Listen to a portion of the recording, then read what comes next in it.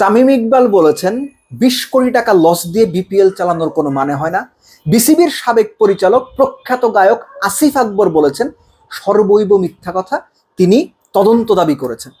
Interesting ব্যাপারটা, আপনারা এরই মধ্যে জেনে গেছেন যে অফিসিয়ালি ঘোষণা হয়েছে 2026-এর বিপিএলটা হচ্ছে না। এই সিদ্ধান্ত সঠিক বেঠিক বিচক্ষণ সিদ্ধান্ত এগুলো আরেকটা আলোচনা, সে আলোচনা করবো। কিন্তু তার আগে এই যে আসিফ আকবরের যে বক্তব্য এবং তামিমের যে বক্তব্য, সেই বক্তব্যটা ইন্টারেস্টিং, এটা আলোচনার দাবি রাখে সবার শুরুতে, এবং এই আলোচনা থেকেই আপনি বিপিএল করা উচিত কি উচিত না সেখানে পৌঁছে যাবেন। ধরেন আমরা যদি সবশেষ দুটো বিপিএল দেখি, কি কি দেখলাম?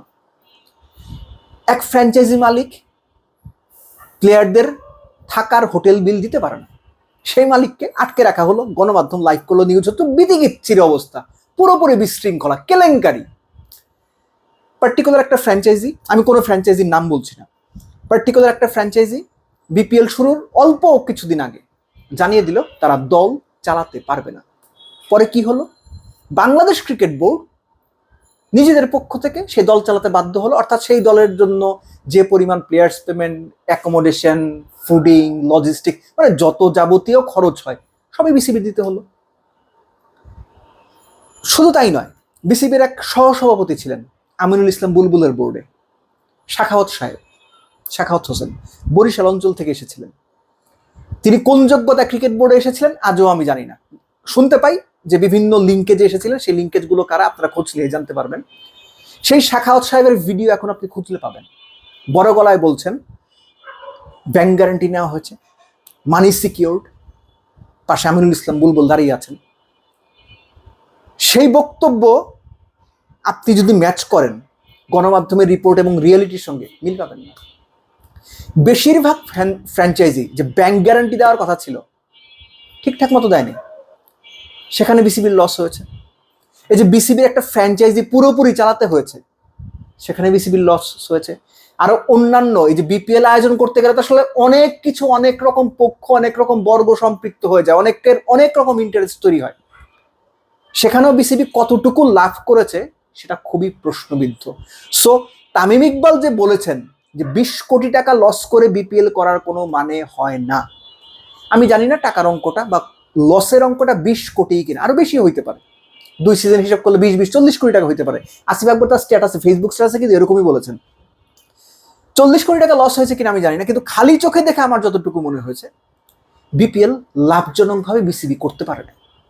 কার দোষ, কার দায়, কে সফল, কে ব্যর্থ, সেটা সম্পূর্ণ ভিন্ন আলোচনা। কিন্তু বিসিবির বিপিএল করে যে খুব বেশি লাভ হয়েছে এটা আপাত দৃষ্টিতে মনে হয় না। আবারও বলছি, টাকার অঙ্কটা কি, এটা মানে হিসাব পরীক্ষা নিরীক্ষা বা অডিট করালে সেটা জানা যাবে, বোঝা যাবে।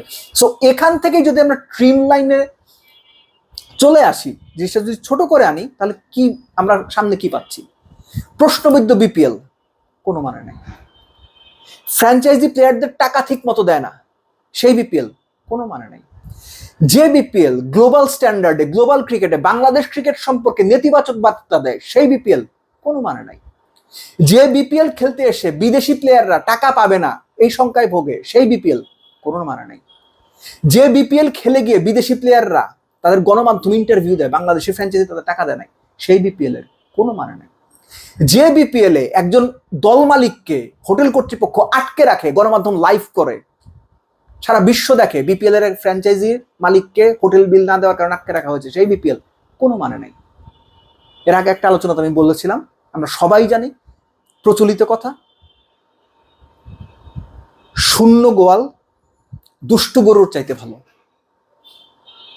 এইরকম প্রশ্নবিদ্ধ বিপিএল করার চাইতে না করা উচিত। আপনি আমার সঙ্গে একমত না হইতে পারেন, অ্যাবসলুটলি ফাইন, কিন্তু প্রশ্নবিদ্ধ বিপিএল করে দর্শকের কাছে, দেশের মানুষের কাছে, পৃথিবীর ক্রিকেট কমিউনিটির কাছে হাসির খোরাক হওয়ার কোনো মানে নাই। আমি মনে করি তামিম ইকবালের নেতৃত্বাধীন বাংলাদেশ ক্রিকেট বোর্ড বা তামিম ইকবাল নিজে যদি সিদ্ধান্ত নিয়ে থাকেন, সঠিক সিদ্ধান্ত নিয়েছেন, বিচক্ষণ সিদ্ধান্ত নিয়েছেন, সুদূর প্রসারী সিদ্ধান্ত নিয়েছেন।